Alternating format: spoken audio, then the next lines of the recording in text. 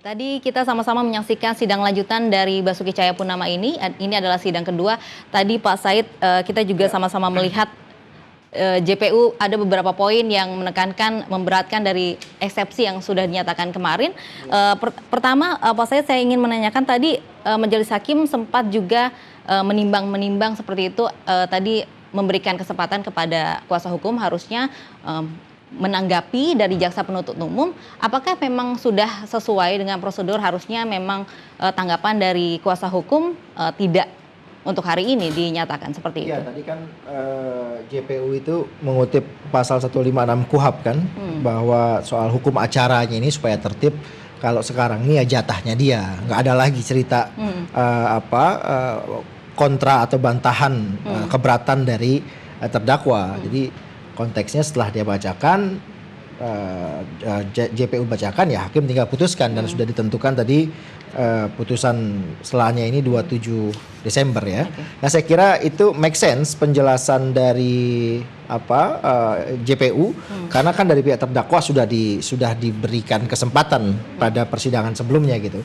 Tapi yang menarik begini, Mbak Lovia, ada beberapa poin yang saya catat di sini terkait dengan proses persidangan tadi ya. Misalnya ini juga pertanyaan Anda di awal ini soal ini kok persidangannya ini seperti prosesnya begitu cepat, terus kemudian ada tuntutan dari massa seperti ya, seperti ada desakan massa. Nah, ini kan dijelaskan juga ini oleh JPU ini.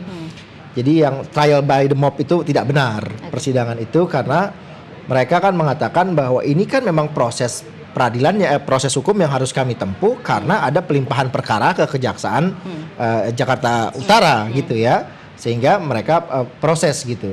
Nah, juga ada kaitannya tadi misalnya soal tidak sesuai prosedur.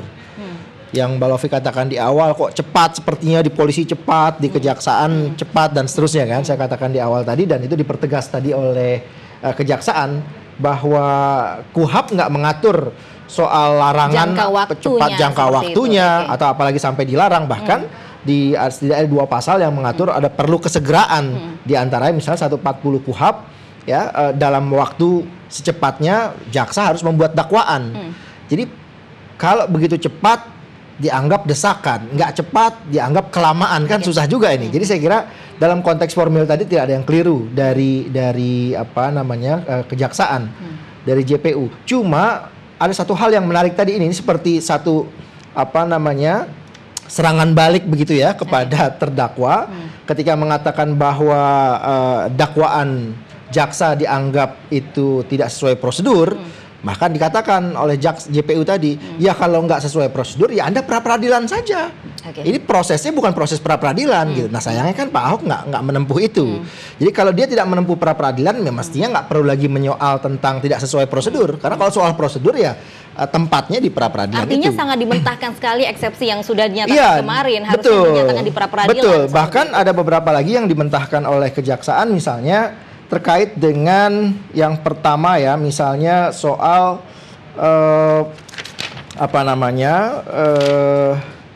bahwa ya di PNPS itu ya, JPU itu dianggap oleh pengacara itu mengesampingkan soal PNPS. Nah, dia berhasil menjelaskan soal PNPS itu yang sempat dipertanyakan juga oleh Mbak Lofi di awal. Saya sebetulnya tidak ingin menjawab tadi, tapi karena sudah disampaikan oleh JPU, itu kan sebetulnya ada 5 pasal di Undang-Undang Nomor 1 PNPS 1965 ya. Jadi ada 2 pasal yang terkait deliknya itu, delik pasal 1 dan pasal 4. Terkait dengan yang peringatan keras itu ada di pasal 2 ayat 1. Pasal 2 ayat 1 soal peringatan keras itu terkait dengan pasal 1. Tentang pasal 1.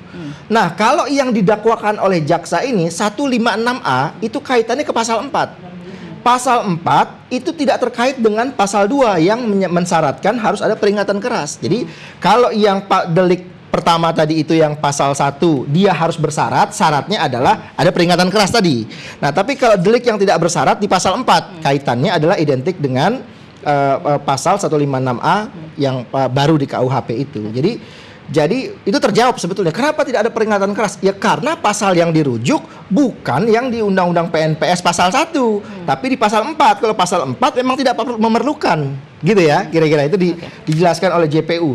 Yang kedua misalnya ketika dikatakan JPU tidak jelas, tidak cermat, tidak lengkap gitu. Karena nggak menyebutkan akibat hukum dari perbuatan Pak Ahok. Nah, dia juga jelaskan di situ bahwa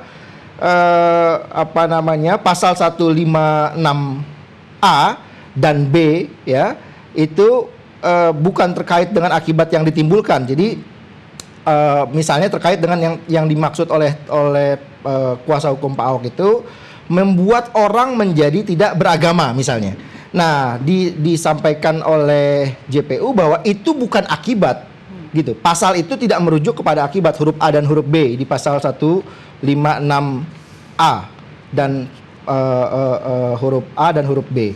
Nah, bahkan dia tegaskan di sini belum pernah ada satupun perkara ya yang memutuskan ada pengenaan pasal yang double tadi itu 156A atau B. Jadi itu satu rangkaian menurut jaksa penuntut umum. Dan menurut saya ini juga bagus supaya kita tidak lagi bias dalam memaknai soal akibat yang disebut orang kan selama ini selalu dikatakan dia kan nggak melakukan penistaan agama karena tidak membuat orang menjadi akibat gitu ya. Akibatnya membuat orang menjadi tidak beragama. Nah, JPU menjelaskan bahwa ini nggak ada hubungannya dengan akibat gitu pasal ini.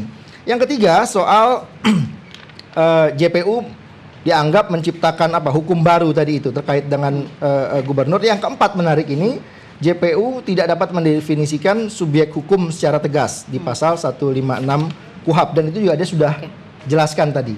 Nah, beberapa hal yang disebutkan oleh JPU ini sebetulnya sudah bisa mematahkan keberatan-keberatan yang disampaikan oleh kuasa hukum terdakwa.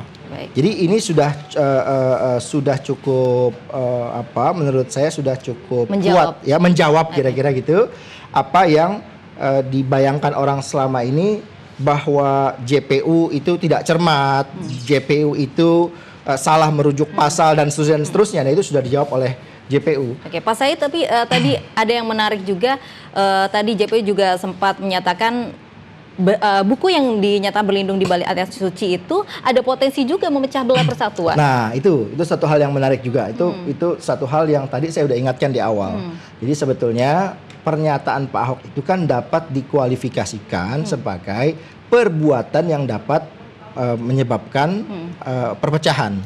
Dan ternyata betul oleh kejaksaan, oleh JPU juga tadi dikatakan bahwa kalimat itu bisa berakses kepada perpecahan atau berpotensi pada perpecahan. Nah, dalam kaitan itulah saya mau menempatkan bahwa presiden punya hak subjektif untuk menafsirkan.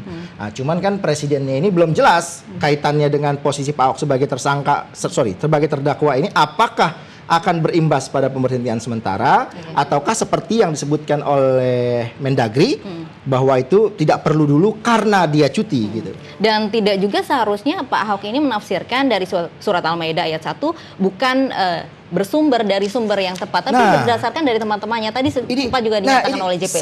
Saya pun jadi akhirnya confused. Ini kan materi keberatannya Pak Ahok ya, misalnya ada 4 yang disebutkan oleh kejaksaan.